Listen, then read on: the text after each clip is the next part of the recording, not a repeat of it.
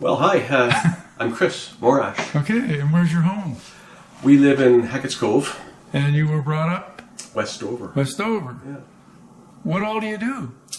Well, over the years, as far as crafts, arts go, carved stone, I carved wood.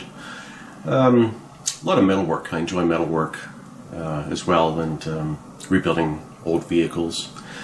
So, depends on whose birthday it is and what they like and how what ideas are around at the time. So I tend to make something that's like, for example, I made a bunch of these working wooden locks for birthdays for a year or two, and they're all wood. Even the spring is wood inside. What? A wooden spring? Yeah, a wooden spring, and you can hear the click when it closes. That's the How do you make a wooden spring? It's like a leaf spring type spring as opposed to a coil spring. Yeah, just sort of flat piece of wood, hickory actually, so it's nice and hard, and it gives you that that spring snap. So it came from a Lee Valley book. Lots of different kinds of locks and even combination locks, all wood. Neat stuff. Well, easier for thieves to get in with a saw, though. I gave up on that as an application after, So when did you first start your artistic carving? And was that carving first? As a child, I was always looking for something to do, and I always had that drive to make something, create something. So I can't remember where exactly it started, but I've always been picking up whatever, a stick, a rock, a piece of wood, and I see something in it, I'll make it. So it just evolved from zero to now, from childhood to whatever the interest is today, kind of things. What are your interests today? Right now, mainly is I have a 1985 Jeep CJ7 that I've had over 24 years, and I'm in the middle of a frame-off restoration right now. So that's my focus at the moment. But we'll have to have a look at that. Sure thing, absolutely. But what about show us some of your carvings. Was carving what you liked? For the most part, I guess the stone carving would be the biggest single thing I've done over the years. I don't have a whole bunch right now. I've sold most of them, but right behind you, this would be one of my carvings I did a few years ago. It's an narwhal, of course, with any white you see in any of the carvings. It is ivory. It's from the walrus tusks. I learned to carve the stone with the Inuit. I spent time in their carving huts. That's where I actually learned to carve the stone. They actually have huts that they carve in? Yeah, the weather gets kind of inclement there at times. The Arctic, right? So, little huts, so for carving for sure. How do they heat those? There wouldn't be heat. No heat? No, it's, you get used to the... Yeah, right. When it's minus 40, you're not outside there carving. There is a cutoff point in time, but minus 20, it's a dry heat, but it's still minus 20, so you can actually operate. Wow. But in any case, so I carved wood before for years, and so I got into. We moved to the Arctic in '93, and I ended up staying there till '95. And so learned how to carve stone. I collected some stone and came home. This is when I did. You did that too? Yeah, it's a 400-year-old whale vertebrae from a Thule site outside of Iqaluit, Baffin Islands. So I just, it was on the ground, I picked it up, and just an experiment, really. So what's this? This would be the only other carving that I still have. I've carved probably 20 or 30. But so this would be the first stone carving I ever did. The very first stone? Yeah, I did that in Iqaluit in 1995 or so. And again, all the white is ivory and with the brass harpoon. That was my first stone experiment. And I really enjoyed it. Imagine. And what about so I dug in. This would be, this is not one of mine, but it's a bear carving by Utai Sudlu, I believe his name would be. Oh, right, yeah. the Inuit names. So, really, some nice, very talented, beautiful carvings there. So this is not a carving? Oh no, this is a narwhal tusk. It's 6'9", I believe, and it's actually a tooth. Wow. That I'm not sure if it becomes abscessed or what the case is, but it grows out through the jaw and every one of them have it? I believe just the males. I could be wrong there, but they can get about a foot longer, ish. Pretty neat. Oh, I do have one more carving I did. It actually has a narwhal tusk. Where's that? On it. It's a narwhal head. It's right around the corner. So yes, this is another narwhal tusk. It's I'll go in and show you. It's as you can see, quite big. It's about 6'7" long, and I carved the. It's a narwhal head. You can see the eye here. And that's out of. This is a soapstone. Well, how come that's black? Well, soapstone comes in all shades of green and black and brown and gray. I didn't know that. Oh yeah. Even a really beautiful jade color, which you may be able to see in some of the pictures of the carvings that I've done. But a great range of colors and a great range of hardness too. Some stone is too soft to carve, and some is too hard to carve. How do you know what's right and wrong? You scratch it? I've carved some that was too soft, and you can't get the detail or the polish, but it still works. Right. And the stuff that's too hard, well, it's just harder to carve and takes longer, but it still works. And then, sometimes you hit that happy medium, if you're lucky. Okay. Typically. So what about this carving? Is this yours? This is, I did that in the early 90s, actually 1990, and it's of a blacksmith in Westover. Who's that? Norm Stone, his name was. It was my first carving in relief, a relief style carving, and it was another experiment.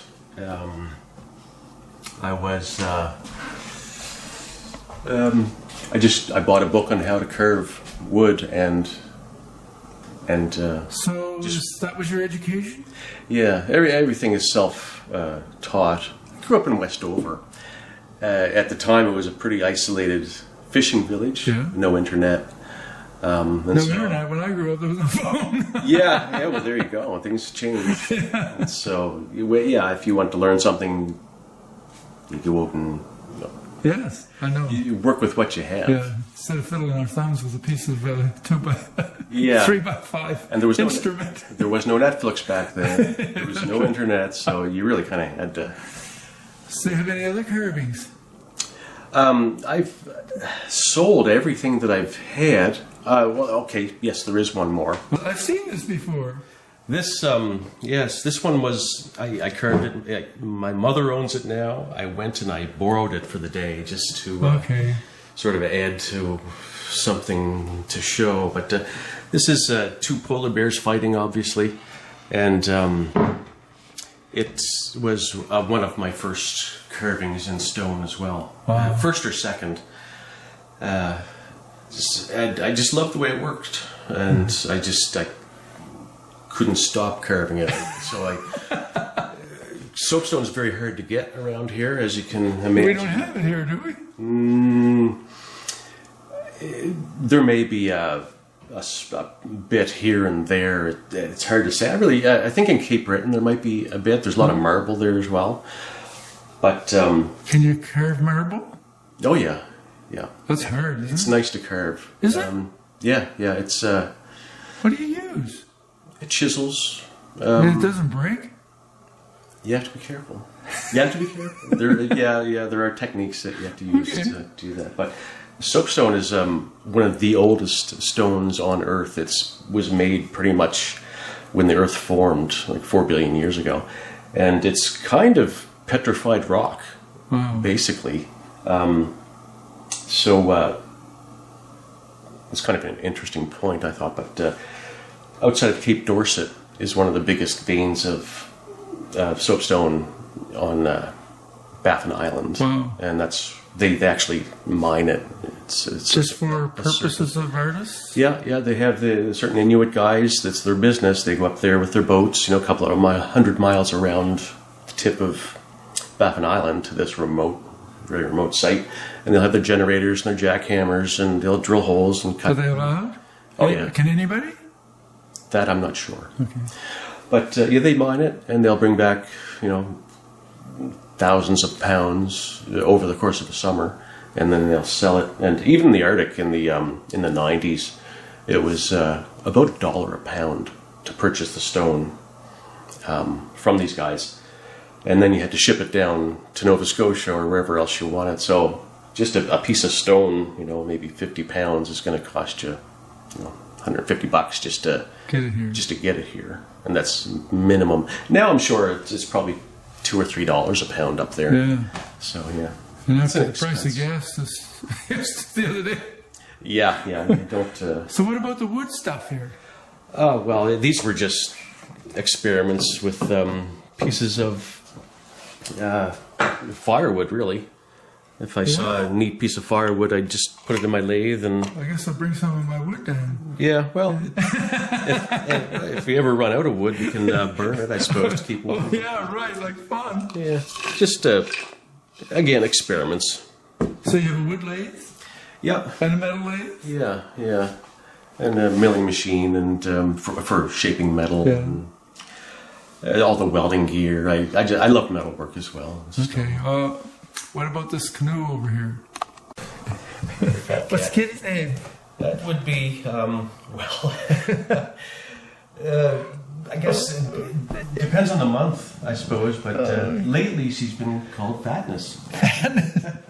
I mean, I hope some people find it funny, but it's a personality thing. Both our cats, they have their root names, but then their personality names sort of take over. She's all about the food. Okay, so this is the canoe. This is one of the canoes. Yeah. This canoe is it's an Abenaki canoe. What does that mean now? Well, it's a style of canoe, and we visited some friends in New Brunswick years ago, and they had a canoe like this for a coffee table that was made out of fiberglass. It was a bit rough, and my wife really liked it. And so I got the idea that, well, maybe I'd try to make one. So I bought a book on how to make canoes, and just scaled the plans down a bit. A bit? Yeah, from about, 18-foot canoe to about a 5-foot canoe. Yeah, that's a little. So it's a strip canoe made the same way that you would actually make a canoe. That's many pieces. Yeah, it could float. I mean, you can see the underneath there. Oh boy, yeah. They make really good coffee tables, or they could be also a wall hanger. There we go. What about all the goodies inside? Well, there's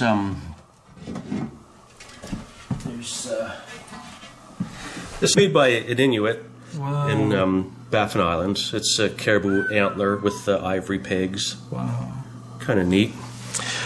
And this is a komatik, called a komatik. Oh, again, made by an Inuit. We would call it a sleigh. Yeah. One of the things that we collected as... I see, you collect a lot of stuff. Yeah. And what about this canoe? Oh, that was just something I bought somewhere. I thought it was kind of neat. Yeah. So, yeah. So, this is the first canoe I made. And I've made a number of them since and sort of changed the design and made it a little fancier, a little better. There's another one over here. This is the latest one that I've made.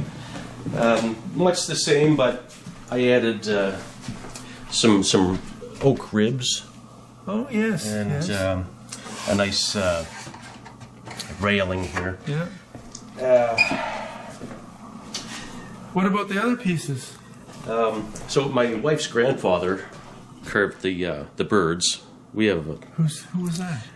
Well, he lives in Kingston, Ontario. Oh, okay. I wouldn't have known him. So yeah. And my grandfather, Wardlow Richardson, my mother's father, used to... I remember Wardlow. Yeah. Of course, I went to school with Gary. Is that so? Oh, yeah. We were. Small world, eh? Hey, when we were kids, everybody knew everybody for miles. Yeah, without the internet. Yes. But they did a fine job on that. Pretty cool, yeah. Yeah, really awesome. This is... Don't know how old that it would be. He passed away in 75, so this would be made before that. Yeah. So, yeah. What about the cannon? Oh, well, for a while I was making cannons. A while? Yeah. You made everything? And selling. I have a metal lathe, so you turn down the barrel, turn down the wheels. Everything's historically accurate from the 1840s. The way it's put together, every dimension. I like historical accuracy. It just gives a little more relevance to whatever you make. Yeah. You know, it's a miniature of an actual event or... Wow. Yeah.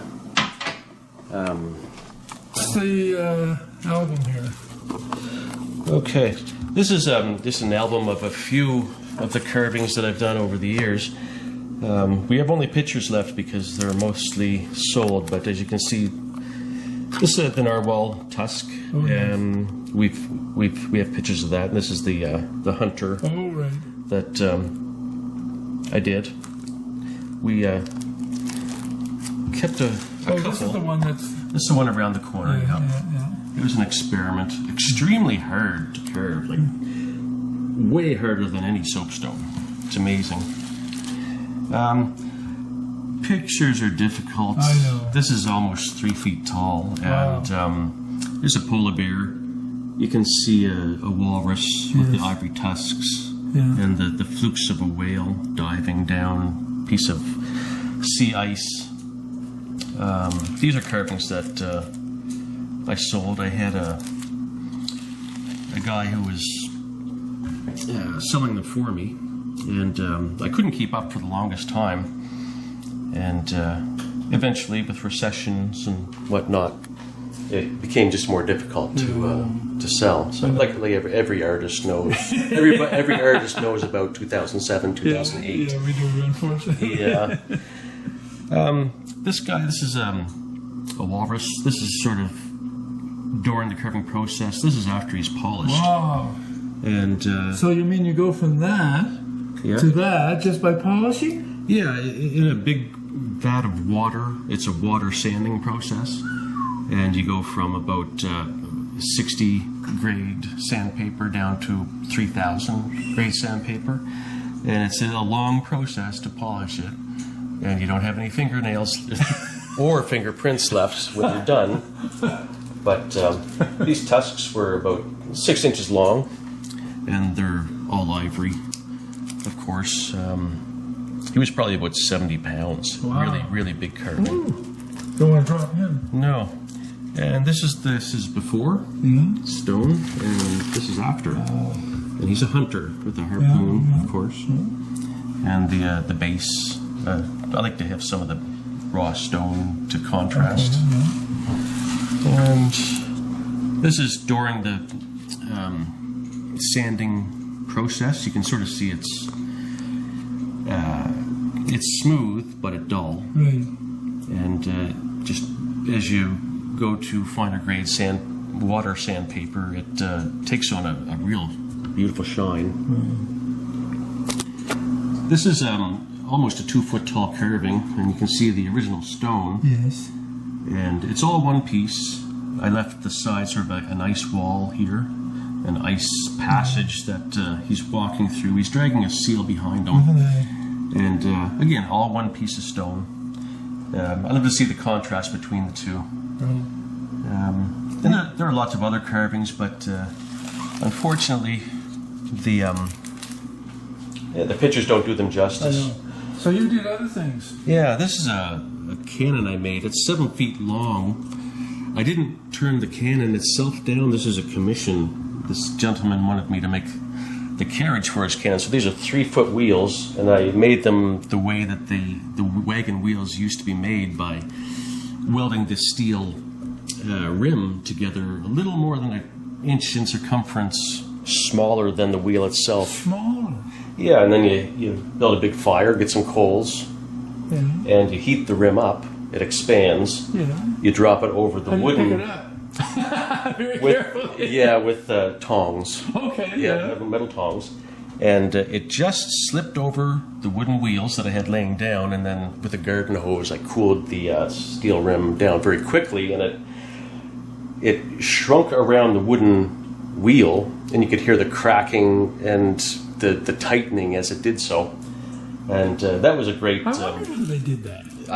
That was a great project. I really enjoyed that, and it was almost religious experience when it actually came together, when the wagon wheel just was done. It was... it's an art.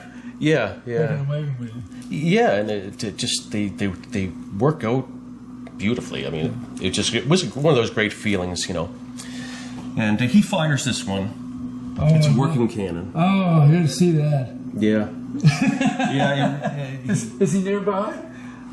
Fred Hansen, he used to own Speedy Print. He's passed away now. So his son has the cannon now. Wow. Where it is at the moment, I'm not sure. But I believe it's on display at I'm not sure if it's a museum or a gun shop or something like that. Right. This is a small, 2-foot long cannon. Carriage, sorry, a 12-inch cannon and 13-inch diameter wheels, and it screws apart right here. Yeah. The cannon barrel does. You put in a 12-gauge blank. 12-gauge shot. Sorry, a 10-gauge. Oh, 10? 10-gauge. 10. No, just a 10 gauge. Bigger than a 12-gauge. Oh, yes. The smaller the number, the bigger the shot. Looks like a shotgun shell without a projectile. Yeah, you screw it together. The ball at the end is spring-loaded. You pull it out. You put a little tiny steel pin in, attach it to a piece of string. You stand back 8 or 10 feet. You pull the string, and your cannon fires. And it's a beautiful puff of smoke, and the cannon recoils a couple of feet. And it's really sharp, right? Yeah. But it's all brass and mahogany, and again, it's to scale. It's a scale model. Wow. And that was one of my favorite projects. You did curves. You made curves? Curves. Little curves. Little ones and big ones. I've always been a car guy. Where are the little curves? Okay, well, we can... Did you make model airplanes? Oh yeah, I've been making model airplanes. That's a long old picture. Not sure, you might have to edit that face out, but we'll see. I've always loved the radio control helicopters and the planes and the cars. Oh, yeah. Actually, more than I've flown. I'm not You're a great engineer, but a poor pilot. I love fixing and building things. If it's broken, I love to fix it, so I kind of worked out very well that way. This is a Lamborghini Countach. Small plastic, your typical plastic model. Yes. And it comes with the plans, and I scaled the plans up, and I built this car out of balsa wood. Wow. And the headlights pop up, the doors open, the trunk's open. I did that back when I was in high school. Wow. I've always been a car nut. Oh, yeah? Yeah, so... As long as that's all the nut you are. Oh, well, I can't... We'll talk later. Well, some people think I'm crazy, so... Everybody has their little idiosyncrasies. But we're special. The artist, the crazy, yeah. So what's this one? This is a Trans Am from the early 80s. And you got the frame and all there. The chassis, I designed the chassis, and it has full suspension. And I hooked up a radio control to it and had that running around for a little bit. Do you still have it? I do, yeah. Can we see it? Sure. The body's, again, this small plastic model. And always loved the engineering and the drafting, so I drafted up the plans and built the body. It's about 20 inches long or so. I thought it was just about a foot long. No, 1/8 scale, actually. And this is a Datsun 240Z, and you can sort of see the body fill and the balsa wood as it's coming together and being shaped. This is the Sir William Alexander Coast Guard ship while under construction. many years ago. So it's my first ship model, which is very intricate, as you can imagine, but a lot of fun. And radio control boats. Oh yeah. You use it? Not for a long time. This one, of course, crashed, and I rebuilt it. So this is the car. Yeah, a Trans Am. I believe it's an 1982, but it's been sitting around for a long time. But you can see how it's been scaled up and built with balsa wood. Wow. Again, like another experiment I wanted to try. I think I was maybe 15 when I decided to try this. Look at that. And the suspension, the chassis, I made full suspension. And these are roller skate wheels. No. Now, this is back in the 80s, so, yeah. Wow. We didn't have access to a lot of things we have today through the internet. Wow. But I had this is where the radio control servo mounted for the steering.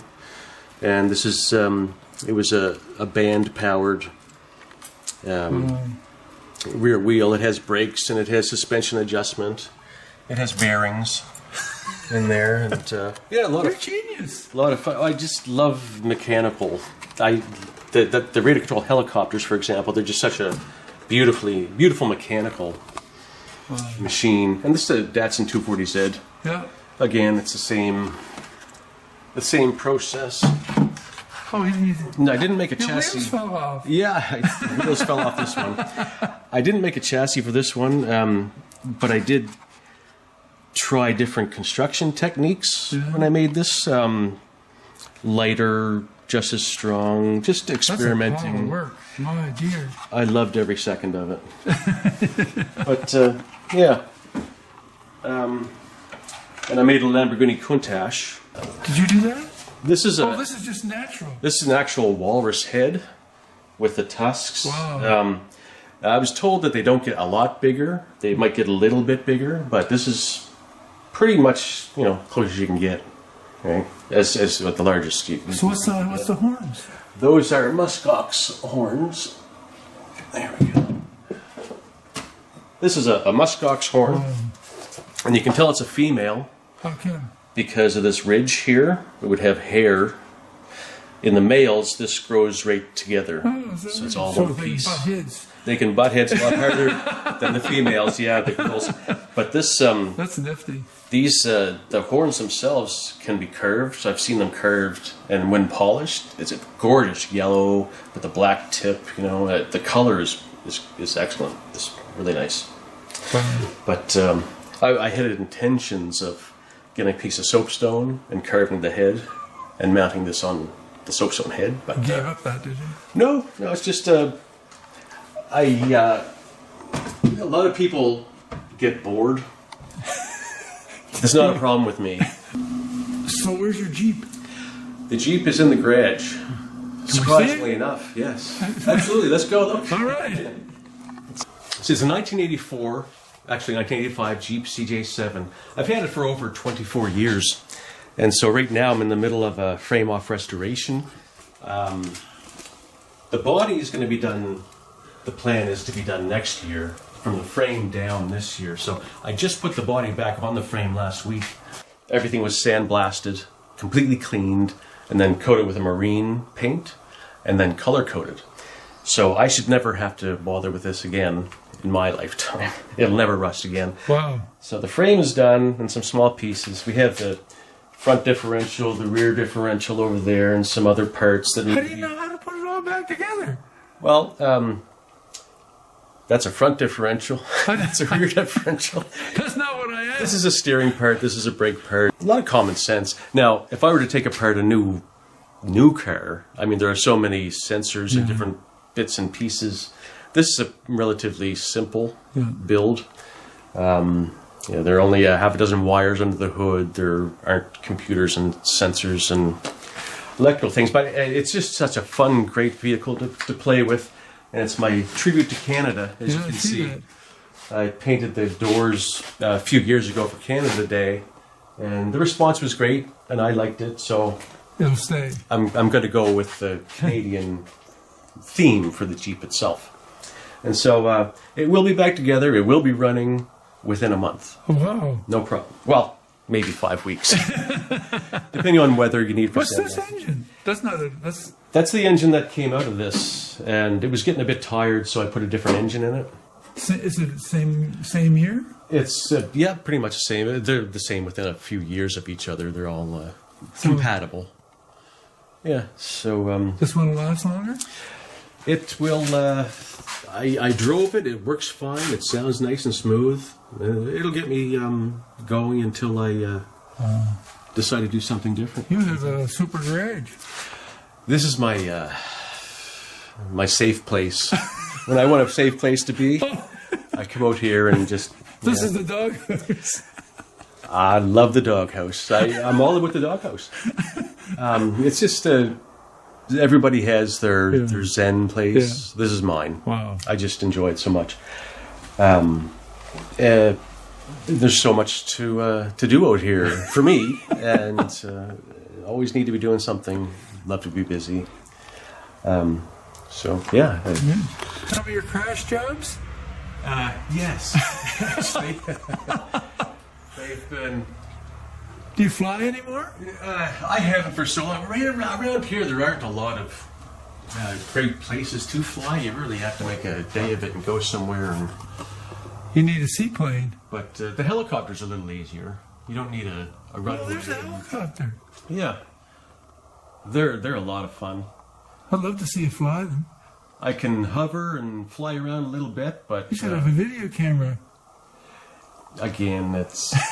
if I had focused on just rear control helicopters and airplanes, I'd have that, but I spread myself thin enough. Or thinner, and I think number one is my Jeep rig now is keeping me pretty busy. What's it like when you're driving with the windshield down? Lots of bugs? It's lots of fun. It's like being on a motorcycle without a helmet. I drive with the windshield down 90% of the time when it's beautiful. It's just a great feeling, and it's such a versatile vehicle. It's made for the fun. It's made for the sun. You know what? When you're ready to go with this, we ought to go for a little video drive. Absolutely. Oh, that'd be awesome. It's a plan. Okay. And just get yourself some good sunglasses. Okay. Because, you'll get a bug or two here and there, but... Keep your mouth shut. Nothing any different than a motorcyclist would get. You know? Yeah, not a motorcycle fan either. No, they're great too. It's been years. I'm past that. Yeah. I won't be going back. But 4-wheel motorcycle, almost. All right, I guess there's anything else you want to say? Thomas? Well, contributions can go to... not at all.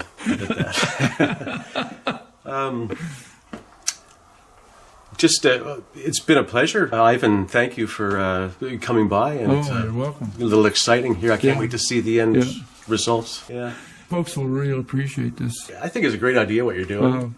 I saw my mother's video that you had done with her, and I was really impressed. And she's so talented, and what you're doing to show her work, I think that's great. And other people's work that wouldn't normally get any exposure. Well, this is great. I think you're doing a great thing. Well, thank you. It's fun.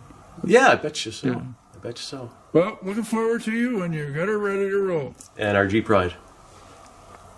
Excellent. All right. Bye. Thank you.